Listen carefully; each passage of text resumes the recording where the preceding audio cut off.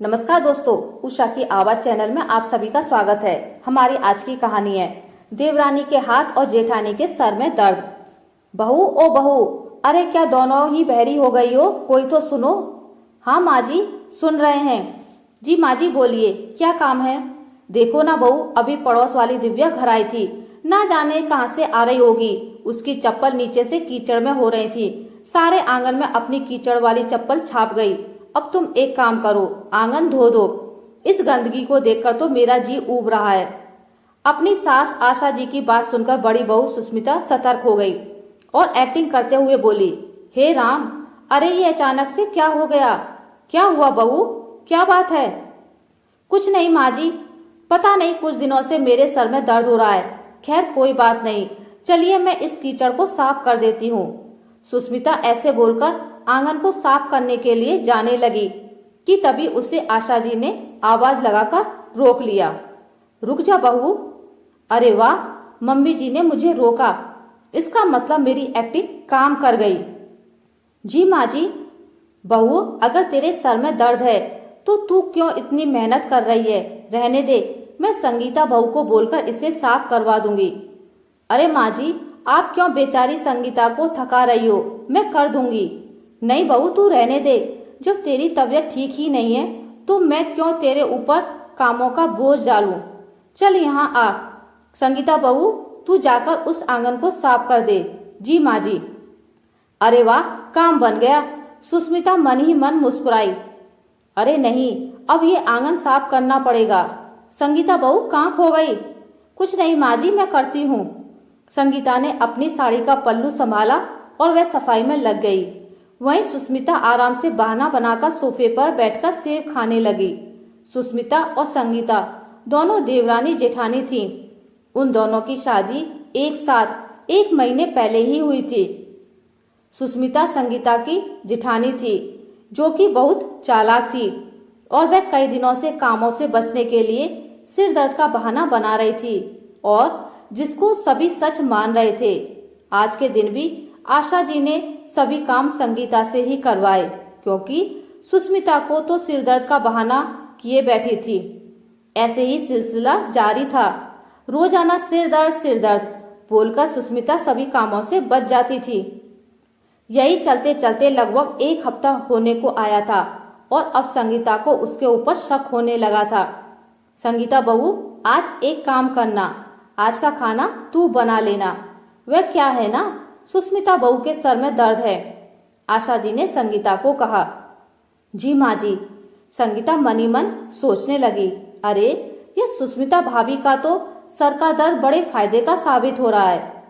कहाँ खो गई बहू? नहीं, कुछ नहीं माँ जी, मैं बनाती हूँ। संगीता अकेले ही खाना बनाने को रसोई में आ गई। सुस्मिता आराम से बैठी हुई टीवी देख रही थी। ये जेठानी जी के सर में अब दर्द नहीं हो रहा है। सास बहू के सीरियल देखते वक्त तो यह बिल्कुल ठीक हो जाती हैं। मैं समझ गई हूँ, यह सुस्मिता भाभी बस कामों से बचने के लिए सर दर्द का मोहरा बनाती हैं और इस चीज का मैं पता करके ही रहूंगी। संगीता को सुस्मिता के ऊपर शक हो चुका था। उसने जल्दी से खाना बनाया और फिर वह सुस्मिता के कमरे में खाना देने गई, लेकिन संगीता ने लौटते वक्त बस अपने पांव बजा दिए और वह दरवाजे के पास ही खड़ी हो गई। अब देखती हूँ, क्या यह सच में बीमार है या बस सब नाटक है? खाना देखकर सुस्मिता बोली, अरे वाह, खाने की कितनी अच्छी खुशबू आ रही है, लेकिन अफसोस बेचारी संगीता ही सारे काम कर रही है। कोई बात नहीं, कभी कभी करने पड़ जाते हैं। वैसे मैं इस सर दर्द के बहाने से बड़े ही फायदे में हूँ। कल से तो मैं कमर में भी दर्द का बहाना कर दूंगी। सुस्मिता ऐसे ही अकेले में अपने राज खोलने लगी, लेकिन अफसोस कि उसकी सभी बातें संगीता ने सुन ली। अच्छा भाभी, यह बात है, अब आया ना ऊंट पहाड़ के नीचे। अब पता चलेगा, कल से मैं भी देखूंगी कि आप मुझे बलि का बकरा कैसे बनाती हो। संगीता के सामने सुस्मिता का सच आ चुका था। अब संगीता ने भी सुस्मिता से बदला लेने का मन बना लिया। जैसे ही अगला दिन निकला और नाश्ते वगैरह के बाद आशा जी ने दोनों बहुओं को घर साफ करने को कहा। चलो बहुओं, नाश्ता हो गया है, अब घर के बाकी के कामों में लगना है। इतना सुनते ही सुस्मिता ने कहा, माँ जी अब क्या ही बताऊं, अगर मैं ज्यादा कहूंगी तो आपको लगेगा कि मैं नाटक कर रही हूँ। मेरी कमर में और सर में बहुत दर्द है, मैं किस तरह घर के काम करूं? अच्छा ऐसा है क्या बहू? ऐसा क्या हो गया है तेरे सर में जो इतना दर्द है? खैर तू रहने दे, अगर दर्द है तो आज मैं तेरे साथ दवाई लेने के लिए चलती हूँ। संगीता बहू घर के काम तू देख लेना। माँ जी ने फिर से मुझे बलि का बकरा बनाया, लेकिन मैं भी देखो अब क्या करूंगी।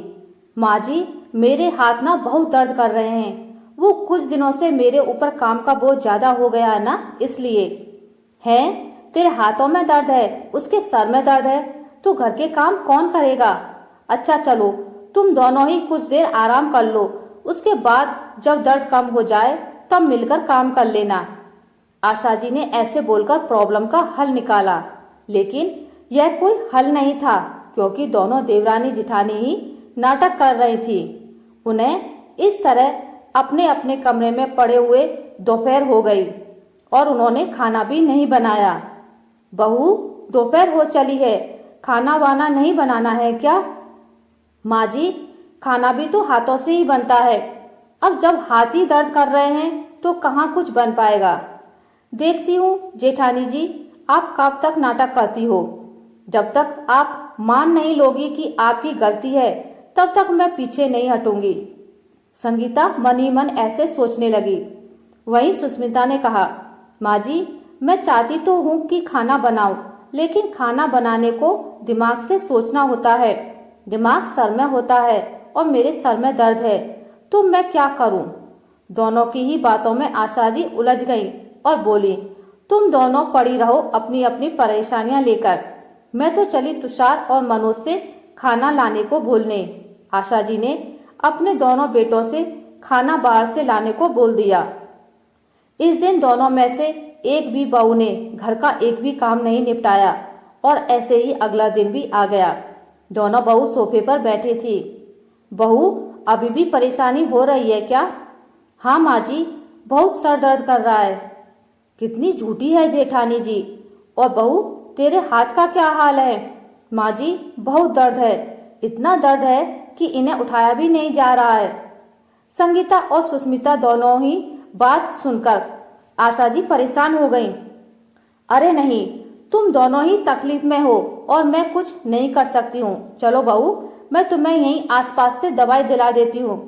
अरे नहीं माँ आप रहने दो, हम आराम करेंगे तो ठीक हो जाएंगे, आप परेशान मत हो। दोनों ने ही दवाई लाने को मना कर दिया। आज के दिन भी बाहर से ही खाना आया और उन दोनों ने घर की सफाई वगैरह भी नहीं की। बेचारी बूढ़ी आशा जी ही थोड़ा बहुत घर साफ कर देती थी, लेकिन उतनी सफाई से कोई फायदा नहीं था। ऐसे ही बहाने और बहसबाजी में एक हफ्ता बीत गया। सुस्मिता को तो इस सब में मजा आ रहा था, लेकिन संगीता को अब यह नाटक अच्छा नहीं लग रहा था। उसने मन ही मन अब अपनी सास से झूठ ना बोलने की ठान ली। आज के दिन जब आशा जी खुद ही कामों में लगी तो संगीता भी उठकर आ गई। बहू तू ठीक हो गई, अब तेरे हाथ में दर्द नहीं हो रहा। माँ जी मुझे माफ कर दीजिए, मेरे हाथों में तो कभी दर्द था ही नहीं। आप जानती हो माँ जी यह सब बस मेरा नाटक था। क्या कहो बहू नाटक? तूने ऐसा भद्दा नाटक क्यों किया? माँ जी मैंने यह इसलिए किया क्योंकि मैं चाहती थी कि जेठानी जी किसी तरह मेरी तबीयत की सोचते हुए ही अपनी गलती सुधार लें और अपना नाटक बंद कर दें, लेकिन शायद उन्हें सुधारना बहुत मुश्किल है। क्या बड़ी बहू अभी तक नाटक कर रही थी? हाँ माँ जी, और इनका नाटक खत्म हो जाए, मेरी तबीयत देखकर इन्हें कुछ समझ आ जाए, इसलिए मैंने हाथों में दर्द का नाटक किया, लेकिन कोई फायदा नहीं हुआ। और जेठानी जी अगर थोड़ी सी भी शर्म आपके अंदर बाकी है ना तो बस अब झूठ मत बोलना। आशा जी सुस्मिता को देखकर घूरने लगी। सुस्मिता से बात नहीं बन रही थी कि अब वह क्या बोले। वह बस नजर झुकाकर बैठी रही। अब उसको अपनी गलती का एहसास हो रहा था। फिर क्या था, दोनों बहुएं अब सीधे रास्ते पर आ चुकी थी। उन्होंने अपनी सास से माफी मांगी और अपनी गलती को सुधारा। अब उन दोनों में से कोई भी बहाना नहीं बनाती थी और अब सब कुछ ठीक हो चुका था। आशा करती हूँ आपको मेरी आज की कहानी अच्छी लगी होगी।